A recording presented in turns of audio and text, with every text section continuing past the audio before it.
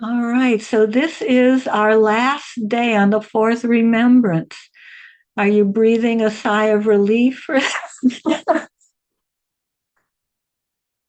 um, yeah, so as Bill has mentioned repeatedly, these are challenging, maybe for some of us, particularly this fourth remembrance, as they bring us right up against facing some of what is most painful and real in life. The sadnesses, the losses, separations from what we care most about, loved ones, possessions, homes, careers, relationships, health, youth, physical appearance. For me, what's front and center is my complete retirement at the end of next month from my 40 plus year career in the field of gambling disorder, requiring quite these adjustments and changes in routine and how I view myself, just lots of stuff. My partner said you have to put in their physical appearance as he's coping with going bald. So we all have our stuff and it's all painful, you know, none more painful than any other. And or we may be in a kind of a smooth patch of travel where there's no real major losses going on and we can just savor that for the moment because we know it'll be coming too soon. ah, but we remember that everything is impermanent, that eventually we will lose all that we hold dear, and there's no escaping that. It's part of the human condition. And what gets stirred up may be memories of past losses or anticipation of future losses may rattle up as the pot gets stirred over and over again. And dealing with this challenge may arise some doubt as we think, well, what's the point of all of this? Why am I doing this? But as we've been reminded by all the wonderful talks that our team has presented in the past month, the point is remembering that we are training to face life as it is in clear light that doesn't blur the details, doesn't airbrush reality, and that asks us to keep our eyes open and see reality just as it is, with its thousand sorrows and thousand joys, and to remember that the training is to help us do this without adding any unnecessary suffering. And it involves utilizing all the teachings we've been receiving, all that the Dharma encourages us to cultivate: compassion, discernment, wisdom, kindness, joy, being present and appreciating this moment, and all of the other wonderful teachings that the Dharma offers us. And this message can be seen in the Ukkecela Sutta, where even the Buddha acknowledges his sadness following the deaths of his two most favored disciples, Sariputta and Moggallana. He says, "Bhikkhus, this assembly appears to me empty now, that Sariputta and Moggallana have attained final nibbana." And what is so striking to me in this statement is that the Buddha first acknowledges his sense of loss and grief. While acceptance of loss and impermanence in life is often misinterpreted as not caring about what is impermanent or not feeling the sadnesses of loss, this isn't what the Buddha is saying. He doesn't say, don't feel sad, just get over it. Be a better meditator, it'll all go away. No, he doesn't immediately jump over his feelings to impermanence. He first honors his loss and the emptiness, and in doing so encourages all the Sangha to honor their feelings and not bypass them. only then does he go on to address the reality of impermanence.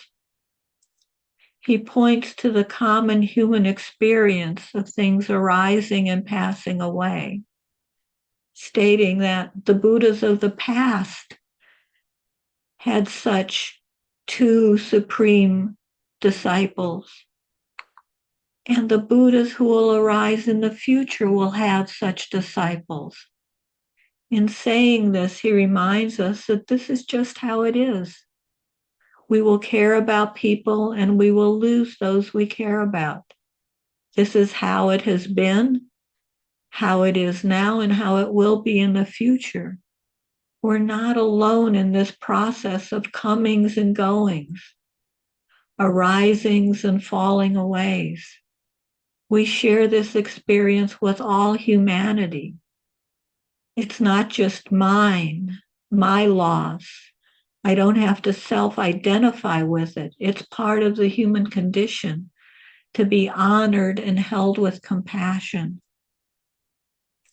Now, the Buddha's next statement in the sutra may seem kind of paradoxical, but he says, "It is wonderful, it is amazing on the part of the disciples that they will act in accordance with the teacher's instructions, that they will be dear, that they will be revered and esteemed."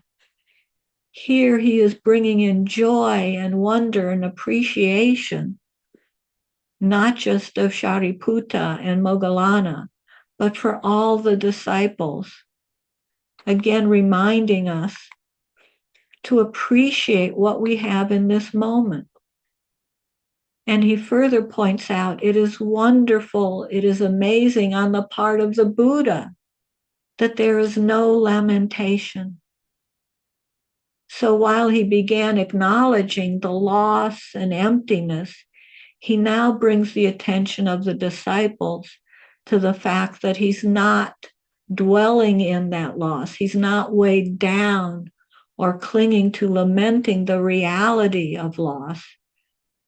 And there does not need to be additional suffering layered on top of loss and sadness.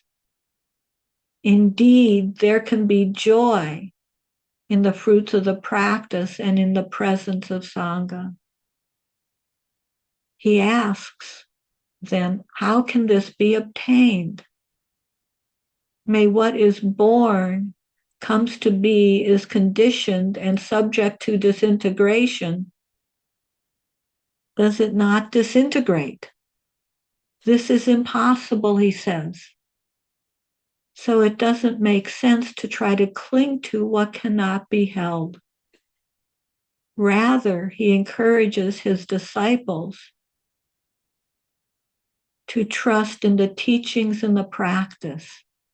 Dwell within yourselves as your own refuge. Dwell in the Dhamma as your refuge. Now, he's not saying isolate yourself. Rather, he is saying trust in your own experience, in the experience of your practice, and find refuge in the teachings. Remember what you have learned, what you have practiced, what you know. In this passage, he even foreshadows his own death, saying, those bhikkhus, either now or after I am gone, who do this, who dwell within themselves and the Dhamma as their refuge, will be the topmost of those keen on the training. He's reminding us that he too is impermanent, and they can find refuge in the teachings and in their practice for this loss as well. You can do this, he tells them. And just as the Buddha reminds his disciples of this, so we need to remind ourselves to remember, to see change and loss from this mindfulness perspective.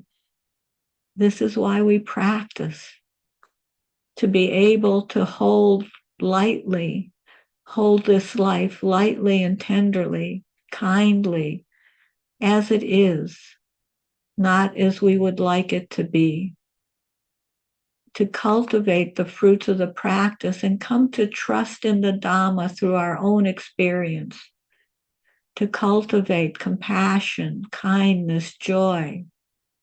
To appreciate the wisdom of our embodied experience and tend to our holding environment so that we can feel into the poignancy of life, the simultaneous feelings of loss and gratitude, laughter and tears. This is what life feels like. This is what being fully present without judgment or self-identification feels like. The unrestricted, unconstricted flow of joy, sadness, tears, and laughter.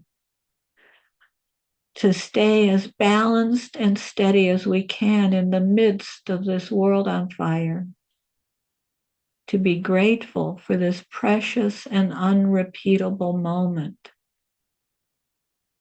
We can do this, the Buddha tells us. So thank you for your kind attention, and let's do this. Let's practice. Let's practice.